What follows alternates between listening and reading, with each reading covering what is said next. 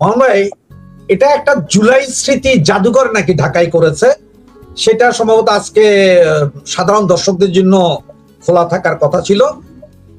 তো ঢাকা শহরে এমনি তো যাওয়ার জায়গা নাই, ঘোরার জায়গা নাই, সুতরাং শহরের ভেতরে গণভবনের ভেতরে যখন এটা করেছে, দর্শকরা নাকি তালা ভেঙে এটাতে ঢুকেছে। আমার প্রশ্নটা হলো যে আমাদের হুঁশ ফিরবে কবে?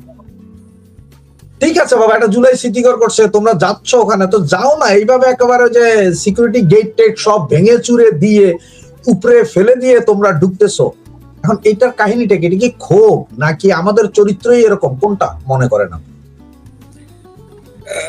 এটা হচ্ছে যে আপনি দীর্ঘ 24 মাস ধরে যখন রাষ্ট্রীয় মদতে, রাষ্ট্রীয় ব্যবস্থাপনায় অনিয়ম, অসভ্যতা,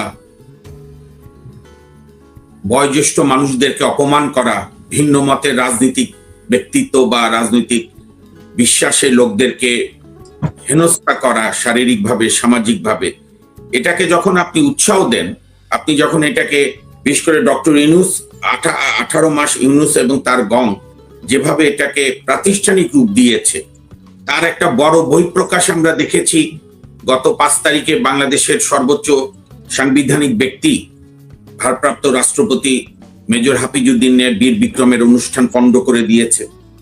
জুলাইয়ের অবিসংবাদিত দাবিদার বলে যারা কয়েকজন ছিল, এবং এমনই গণতন্ত্র তারা দেখিয়েছে। আমাদের বাংলাদেশে অবস্থানরত আমাদের বন্ধু রাষ্ট্রগুলো বিদেশি ডিপ্লোম্যাটরা ভয়ে চলে যেতে বাধ্য হয়েছে। এমনকি রাষ্ট্রপতির পিছনেও এসএসএফ এর অফিসাররা গিয়ে তাকে ঘিরে ধরেছে। এবং এত বড় বিশৃঙ্খলা, এত বড় একটা রাষ্ট্রীয় অনুষ্ঠানে তারই ধারাবাহিকতা আপনি যেটা দেখালেন এই জাদুঘরের যাওয়ার নিয়ে। কারণ যেখানে অনিয়মকে আপনি উৎসাহ দেবেন, দেখেন আমি একটা কথা বলি, আপনি গণভবন হচ্ছে শেখ হাসিনার বাড়ি না। গণভবন বাংলাদেশের প্রধানমন্ত্রীর জন্য ডেজিগনেটেড বা আইডেন্টিফাইড বাড়ি, যেমন বঙ্গভবন রাষ্ট্রপতির জন্য। এখানে প্রধানমন্ত্রী নাও থাকতে পারেন, ধরেন বেগম জিয়া থাকতেন না, প্রধানমন্ত্রী ছিলেন যখন, কিন্তু গণভবনে উনি নাম পাল্টিয়ে রেখেছিলেন প্রধানমন্ত্রী ভবন, এবং সেখানে উনি রাষ্ট্রীয় বিভিন্ন অনুষ্ঠান করতেন। উনি ওনার স্বামী স্মৃতি বিজড়িত বাসায় থাকতেন, সেটা আমরা সম্মান করি। কিন্তু শেখ হাসিনার ক্ষমতার পরিবর্তন হয়েছে, রেজিম চেঞ্জ হয়েছে। এখন এইখানে কত লোক মারা গেছে এটা আজ পর্যন্ত সিদ্ধান্ত হয়নি, কোনো ইনকোয়ারি হয়নি। আমি আজকে দেখলাম, মজা লাগলো, যে নিজের বেলায় বলে নিজের বেলায় আটিশুটি, পরের বেলায় চিমটি কাটি। আজকে দেখলাম ওই যে আসিফ মাহমুদ, যে সাবেক উপদেষ্টা ছিল, জুলাই আন্দোলন করেছে, সে বিএনপির এক ভদ্রমহিলা এমপিকে নোটিশ পাঠিয়েছে যে সে যখন ক্রীড়া উপদেষ্টা ছিল তখন নাকি 3 কোটি টাকা নিয়ে কাকে বিসিসিআই কোন কমিটিতে রেখেছিল না কি না রেখেছিল ইত্যাদি নিয়ে। তো বলেছে প্রমাণ ছাড়া এরকম কথা বলেন কেন, এই জন্য বিএনপির এমপিকে শোকজ দিয়েছে। আপনারা তো প্রমাণ ছাড়া পৃথিবীর ব্যাপক মানুষকে খুনি বলছেন, দুর্নীতিবাজ বলছেন, প্রমাণ কোথায়? তো এই জন্যই এইগুলো যে আমরা দেখছি, এই যে আমরা একটা উচ্ছৃঙ্খল জনগোষ্ঠীকে নিয়ন্ত্রণ না সৃষ্টি করে তাকে নিয়ন্ত্রণ করার চেষ্টা করছি, তাকে উৎসাহ দিচ্ছি, এটা কিন্তু নিজেদের ঘাড়ে এসেই পড়বে। আমরা ইতিহাসে জানি, ফ্রাঙ্কেনস্টাইন সৃষ্টি করলে এই ফ্রাঙ্কেনস্টাইনের দানব যে সৃষ্টিকর্তা তাকেও হত্যা করে। এইটা যদি এখন বর্তমান বিএনপি সরকার এই সমস্ত ঘটনাগুলো দেখেও তারা যদি এখন মনে করে যে না, তাদের মূল রাজনৈতিক প্রতিপক্ষ আওয়ামী লীগকে দূরে রাখার জন্য এদেরকে আমার লাগবে, এটা বিএনপির চয়েস। বিএনপি তো কোনো সিদ্ধান্ত নিয়ে কাজ করছে না, আবার যখন বেশি গায়ের উপর উঠে পড়ছে তখন আবার মারামারি করছে। এটি এই সরকারের সিদ্ধান্তের ব্যাপার। তবে আমি মনে করি যে কোনো দেশেই যদি, সভ্যতা তো অনেক বড় শব্দ, অন্তত গণতন্ত্র হওয়াও, গণতান্ত্রিক রাষ্ট্র বলাও খুব কঠিন, কিন্তু যদি গণতন্ত্রের দিকে ধাবিত হতে চাই, বারংবার আমরা চেষ্টা করেছি, তাহলে আইনের শাসনের কোনো বিকল্প নাই। আর আইনের শাসন এগুলো কোনোটা অ্যালাউ করে না। যে আপনার পররাষ্ট্র মন্ত্রণালয় থেকে ভারতের উদ্দেশ্যে একটা বিশাল চিঠি লিখেছেন, যেখানে গ্রামাটিক্যালি প্রচুর ভুল। আমি আমার 11 বছরের বাচ্চাকে যখন এই চিঠিটা নিয়ে দিলাম, তো ও নিজেই পয়রা বলতেছে যে বাবা এখানে অনেক ভুল আছে, মানে সে তার বাংলায় আমার যতটুকু বলতেছে বানান ভুল, এই কোথায় কোথাও আবার দাগ দিছে প্রায় 14টা একটা চিঠিতে। 11 বছরের বাচ্চা। এবং সেখানে একটা কথা লেখা আছে যে এই সার্বভৌমত্বের উপর নাকি আঘাত করছে ভারত। আবার জ্বালানি মন্ত্রী তাদের কাছে বলছে যে বেশি বেশি করে তেল। এই একদিনও স্ট্যান্ড করতে পারলো না একটা কথা। আর ভারত কি করবে না করবে, ভারতের সংবিধান বা ভারতের যে প্রেস আছে তারা কি আমার দেশের মতো এদের কি মুখ বন্ধ নাই? আপনার কাছে কি মনে হয়? প্রথম কথা হচ্ছে যে আমি একটা বিষয় পরিষ্কার করি, এইটা আজকের ক্ষমতাসীন না, অতীতও করেছে বা এখন আরো বেশি করছে এরা, আগেও অনেক হয়েছে।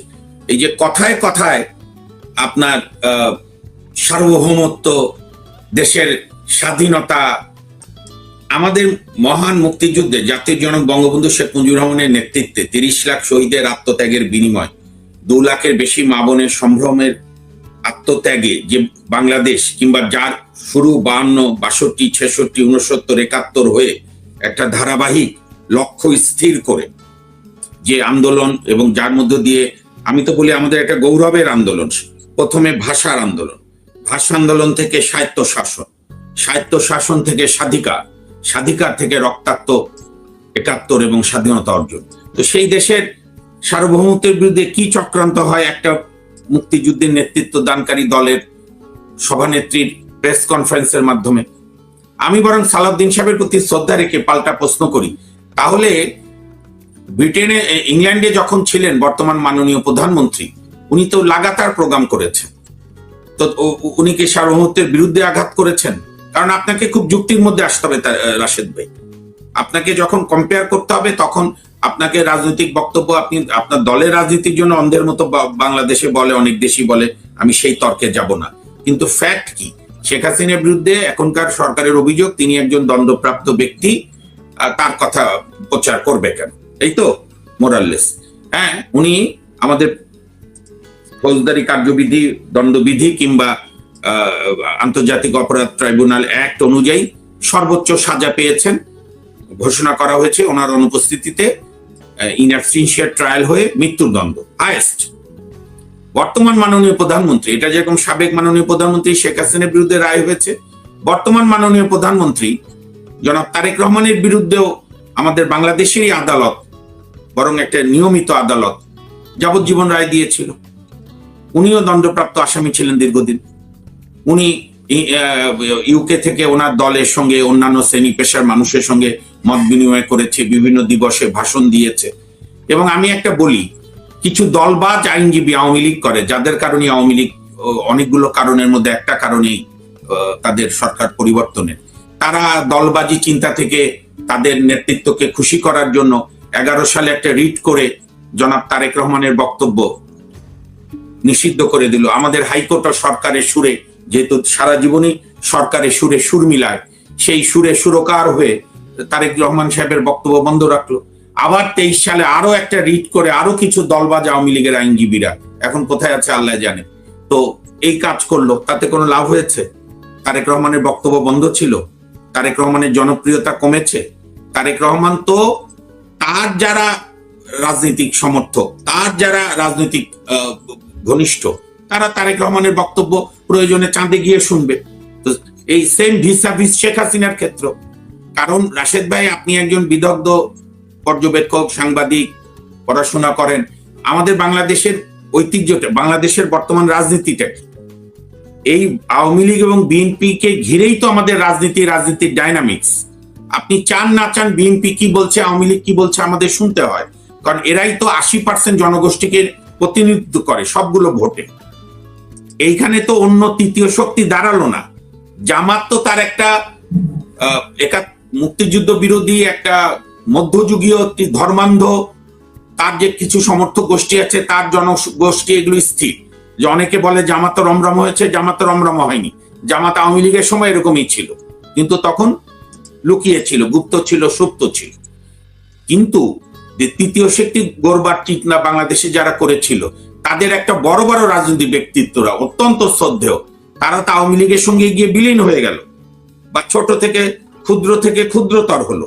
আরেকটা যারা গত 12-13 বছরে আমাদের নয়া বন্দোবস্ত শুনিয়েছিল, নতুন স্বপ্ন দেখিয়েছিল, নতুন করে দুই রাজনৈতিক দলের বাইরে দুই পরিবারতান্ত্রিক, তাদের ভাষায় পারিবারিক রাজনীতির বিরুদ্ধে তারা একটি ব্যক্তি পূজাকে বাদ দিয়ে একটি সমষ্টি নেতৃত্ব, তো তাদের এক দলের সাধারণ সম্পাদক বিএনপিতে জয়েন করেছে এমপি হওয়ার জন্য। সেই ছোট দলগুলোর একটা দল বিলুপ্ত হয়ে গেছে ধানের শীষ প্রতীক নেওয়ার জন্য। আর যারা নয়া বন্দোবস্তের কথা বলতো তারা তারেক জিয়া সরকারের প্রতিমন্ত্রী হয়ে বন্দোবস্ত তাদের হয়ে গেছে। বুঝতে পেরেছেন? তো সুতরাং রাজনীতি তো আওয়ামী লীগ বিএনপিকে ঘিরেই, এবং সেখানে তো বিএনপি সরকারের এই সিদ্ধান্ত, এই যে সংগঠনটার নাম কি ভাই, যেখানে বঙ্গবন্ধু কন্যা জননেত্রী শেখ হাসিনা ইন্টারভিউ দিয়েছেন, এটা হচ্ছে ফরেন অ্যাফেয়ার্স জার্নালিস্ট অ্যাসোসিয়েশন। তাদের তো প্রচার টিম আছে না, তারা সারা বিশ্বে জানিয়েছে। তো সেই প্রচার টিমের চেয়ে বেশি প্রচার কাজ করেছে বর্তমান সরকার আমাদের। তারা যখনই সরকার থেকে কিছু বলে, এই রাশেদ হায়দার আর মামুনের অনুষ্ঠান আজকে দেখবা না, অটোমেটিক আপনার প্রচার হয়ে যাবে, সব লোক দেখবে যে কি না কি হচ্ছে। এই যে নর্মাল কমন সেন্স গুলো যদি সরকারদের কাজে না লাগে, তো তার রেজাল্ট যাই হয় তাই। শেখ হাসিনার অনুষ্ঠান যা দেখতো তার চেয়েও দ্বিগুণ তিনগুণ দেখেছে, এখনো দেখছে। এবং বিশ্বের সমস্ত ইন্টারন্যাশনাল রেপুটেড মিডিয়া, আনরেপুটেড সারা বিশ্ব মিডিয়া তাকে ইন্টারভিউ দিয়েছে, তার ইন্টারভিউ ছাপিয়েছে। আপনার যেটা শিরোনাম, বিশ্ব রাজনীতিতে প্রভাব কতটুকু, দেখেন বিশ্ব রাজনীতি মানে তো বাংলাদেশ, ভারত, আমেরিকা, এগুলো নিয়েই তো বিশ্ব, অন্যান্য দেশ, চীন। শেখ হাসিনার সরকারকে সরকার থেকে সরানোর ব্যাপারেও ইন্টারন্যাশনাল গেম ছিল, রেজিম চেঞ্জ ছিল। এটা তো ট্রাম্প প্রেসিডেন্ট হয়ে বলে দিছে, 2 লোকের কাছে কয়েকশো কোটি টাকা এসছে। তো আপনার জট সরোজের টাকা ইত্যাদি, আমাদের নানা ব্যক্তিবর্গ। এখন সেই দল, সেই সরকার, সেই আন্তর্জাতিক সংস্থাগুলো আবার নিজেরাই এখন বলছে, অনেকে রিপোর্ট দিয়ে যে কোনো গণতন্ত্রের তাদের ভাষায় উন্নতি হয়নি। সুইস ব্যাংকের রিপোর্ট হচ্ছে ইউনূসের আমলে আরো বেশি টাকা পাচার হয়েছে। ইউনূসের দুর্নীতি, হামের ট্র্যাজেডি, কোনো পরিবর্তন না হওয়া, বরং মানুষের দুর্ভোগ বেড়েই চলেছে, যে কারণে আওয়ামী লীগের রাজনৈতিক গুরুত্ব বাড়ছে। আর আওয়ামী লীগের সমর্থক একটাও কোথাও সরে যায়নি, আমি যেটুকু জানি। এগুলো মিলিয়ে, এবং শেখ হাসিনার যে বক্তব্য, উনি তো একটা বক্তব্য বলেছে, যদি এইটা উনি দেশে ফিরে এইটাই যদি ফলো করে তাহলে তো খুবই ভালো। উনি বলেছেন, আমি যেটুকু দেখলাম, রাজনৈতিক রিকনসিলিয়েশনের কথা বলেছে, নানা দেশ গড়ার কথা বলেছে। তা এখন আমাদের গণতান্ত্রিক আন্দোলন বা আমাদের বাংলাদেশে বিরোধী দল যারাই থাকে তারা সংবিধানের প্রতি খুব অনুগত থাকে, বিচার ব্যবস্থার, স্বাধীন বিচার ব্যবস্থা খুব চায়। এটা প্রসঙ্গে আমার মনে পড়লো প্রয়াত পার্লামেন্টারিয়ান, বাংলাদেশের অন্যতম শ্রেষ্ঠ পার্লামেন্টারিয়ান সুরঞ্জিত সেনগুপ্ত, আমরা যাকে শ্রদ্ধা করে সুরঞ্জিত দা বলতাম। সুরঞ্জিত দা একবার একটা কথা বলেছিলেন যে পুত্রের পিতৃভক্তি বাড়ে বিবাহের সময়, আর বিরোধী দলগুলোর গণতন্ত্রের প্রতি সম্মান বাড়ে বিরোধী দলে থাকার সময়, সরকারে গেলে আর শ্রদ্ধা থাকে না। তো যাই হোক, এখন রাজনৈতিকভাবে এটার গুরুত্ব অপরিসীম। প্রতিনিয়ত বিএনপি বলছে, সালাউদ্দিন সাহেব বলেছেন কিছুদিন আগে যে বিএনপি দিল্লিতে দাফন হয়ে গেছে। তো দিল্লিতে যদি দাফনই হয়ে থাকে তাহলে ওনার ইন্টারভিউ বন্ধ করার কি দরকার ছিল? এতেও লাভ হয়নি, সারা বিশ্ব, বাংলাদেশের কোটি কোটি জনগোষ্ঠী দেখেছে। কিন্তু আজকে আবার দেখলাম উনি বলেছেন, কই ওনাকে কি ছবিতে দেখা গেছে? কারণ সালাউদ্দিন সাহেব ওদের দেখতে চান শেখ হাসিনাকে, বহুদিন দেখা হয় না। তো শেখ হাসিনাকে অনুরোধ করবো, সালাউদ্দিন সাহেব দেখতে চায় আপনাকে ভিজুয়ালি, তা আপনি একদিন ভিজুয়ালি আসেন। বাংলাদেশের স্বরাষ্ট্রমন্ত্রী, একটা গুরুত্বপূর্ণ মন্ত্রী, উনি যখন বলেছেন, ওই শেখ হাসিনাকে কি ভিজুয়ালি দেখা গেল? আর তো এগুলো হচ্ছে ক্ষমতায় থাকলে দম্ভ হয়, দাম্ভিকতা ক্ষমতাকে চূর্ণ করে। এইটা যতদিন আমাদের ক্ষমতাসীনরা ধারণ না করতে পারবে, ততদিন বারবার এই ট্র্যাজেডি ঘটবে। আবার আমাদের যে প্রধানমন্ত্রীর তথ্য উপদেষ্টা জাহিদ সাহেব, উনি বলছেন খোঁজ করা হচ্ছে কারা কারা শেখ হাসিনার ইন্টারভিউ প্রচার করেছে, কারা কারা লাইক কমেন্ট দিয়ে সবার বিরুদ্ধে মামলা হবে। গণমাধ্যমকে আগের দিনে বলেছিল যে এইটা প্রচার করা করবেন না। একই দিনে ওনারা এক একজন এক এক কথা বলে। আসলে কার কথা বাংলাদেশের মানুষ শুনবেটা অরিজিনালি কার কথা? না কারো এখনো তো বিএনপির বোধহয় অফিসিয়ালি 6 মাস হয়নি, তো 6 মাসের আগেই তো বিএনপি পাগলা ঘোড়ার মতো হয়ে গেছে। আপনি শুধু এটা বলছেন, আমি অবাক হয়ে গেলাম। দীর্ঘদিন আন্দোলন করলেন, অভিজ্ঞ রাজনীতিবিদ, সজ্জন ব্যক্তি হিসেবে পরিচিত মির্জা ফখরুল ইসলাম আলমগীর, উনি এখন ওনার টকশো খারাপ লাগছে, উনি বলছে সমস্ত টকশো গুলো শেষ করে দিচ্ছে। এটা তো বাজে সিমটম। আর উনি যে বললেন, অত্যন্ত বয়োজ্যেষ্ঠ মানুষ, আমরা এই বেয়াদবদের মতো আমরা কোনো মুরব্বীকে আমি অপমান করি না, কোনো কালেই না, আমি রাজনৈতিকভাবে কথা বলার চেষ্টা করি। সেটা হচ্ছে উনি যে বলছেন গণমাধ্যমেরও নিয়ন্ত্রণ নাই, কিন্তু আগের দিনই যে ডাক্তার জাহিদ প্রচারে বন্ধ করলেন, তো এইটার উত্তর উনি কি দেবেন? এই প্রসঙ্গে আমি একটা বলি ভাই, আপনি নিশ্চয়ই আপনারা পড়েছেন, আপনি জানেন একজন কুখ্যাত স্বৈরাচারী সরকার প্রধান ছিল ইদি আমিন দাদা, উগান্ডার। জি। তো ইদি আমিন দাদাকে ইন্টারভিউ নিয়েছিল বিবিসির রিপোর্টার, তো বলেছিল, mister president, what is the condition of your state in a term of freedom of speech? সে উত্তরে বলেছিল, there is absolute freedom of speech in my country. Everybody can speak, everybody can make their opinion, but I can't guarantee freedom after speech. অর্থাৎ freedom of speech আছে, তো freedom after স্পিচের guarantee আমি নিতে পারবো না। মানে ওর বিরুদ্ধে বললেও ও মেরে ফেলতো মানুষ, এবং মারতো অনেক। ও উগান্ডার প্রধান বিচারপতি একজনকে হত্যা করিয়েছিল, উগান্ডার সুপ্রিম কোর্টে। আল্লাহ বাঁচাইছে, বাংলাদেশে এখন পর্যন্ত এই দৃষ্টান্ত আমাদের দেখতে হয়নি। আমরা প্রধান বিচারপতিদের গ্রেপ্তার করে জেলে রাখছি, কিংবা আওয়ামী লীগ আমলে সিনেবাবুকে জোর করে পদত্যাগ করিয়েছে, কিন্তু এখন পর্যন্ত ওই বর্বরতায় যায়নি। আল্লাহ বাঁচাইছে আমাদেরকে, আমরা দেখতেও চাই না। তো যে কারণেই এই যে জাহিদ সাহেব বলছে যে কে কে লাইক দিয়েছে, কোথায় মামলা করব। আচ্ছা, আমি একটা প্রশ্ন করি আপনার মাধ্যমে। জি। জাহিদ আমরা চিন্তাম মানে ফেসে চিন্তাম, এই যে অনলাইনে শেখ হাসিনার আমলে সম্ভবত 22 সাল থেকে, অথবা এত মনে নেই, লাগাতার সন্দেহ হলে আমার বন্ধুরাই আমাকে দেখেছিল অনেক সময়, উনি আর ওই মাইক একটা নিয়ে, কারণ সে তো আগে মাহমুদুর রহমান মান্না ভাইয়ের দল করতো, এনসিপি, সরি মাফ করবেন, নাগরিক ঐক্য। তো মান্না ভাইয়ের তো একটা আলাদা মর্যাদা সম্মান, সব দলই আছে, একটু সম্মানিত মানুষ। তো সে বোধহয় ওখান থেকে রিজাইন দিচ্ছে না কি দিছে।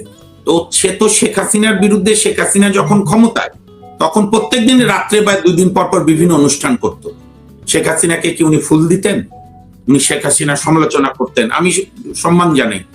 ফ্যাসিস্ট বলতেন, সরকারের খুঁত ধরতেন, সরকারকে তীব্র ভাষায় সমালোচনা করতেন। জাহিদ কি একবারও জেলে গিয়েছিল? ডাক্তার জাহিদ সাহেব আওয়ামী লীগ আমলে ডাক্তার জাহিদ সাহেবের কি ফেসবুক লাইভ বন্ধ ছিল? তার ইউটিউব চ্যানেল বন্ধ ছিল?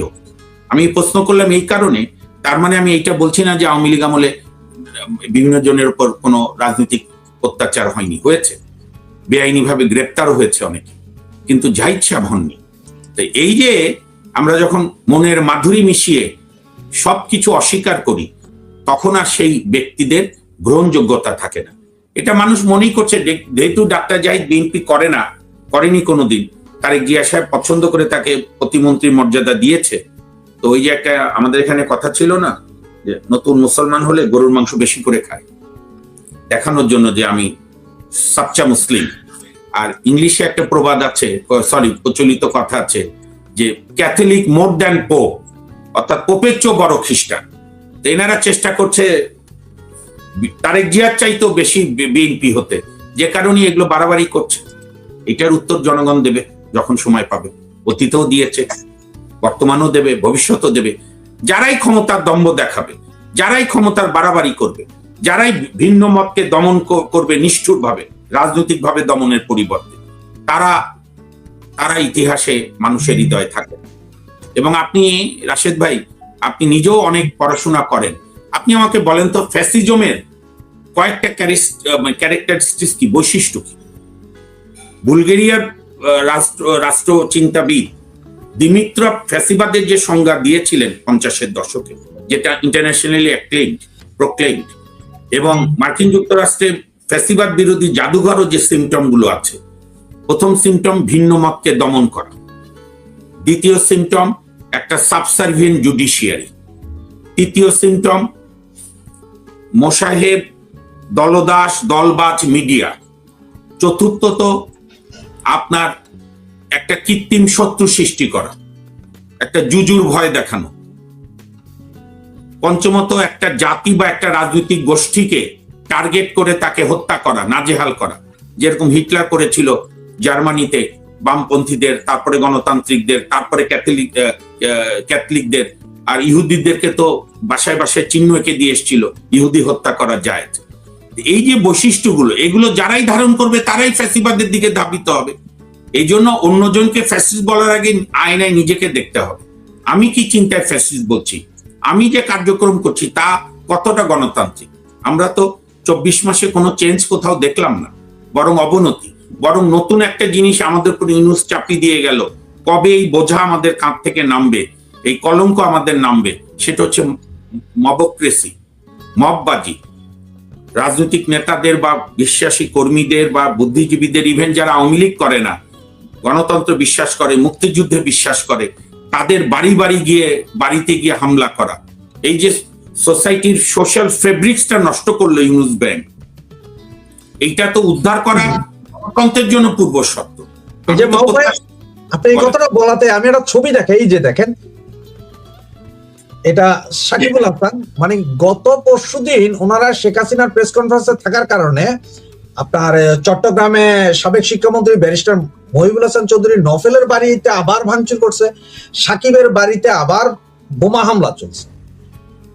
এগুলো কি? ওরা তো যেই মবক্রেসি, এটা আপনি আপনার জীবদ্দশায় বিগত দিনে গত 54 বছরে কি দেখেছেন এইরকম ভাঙচুর?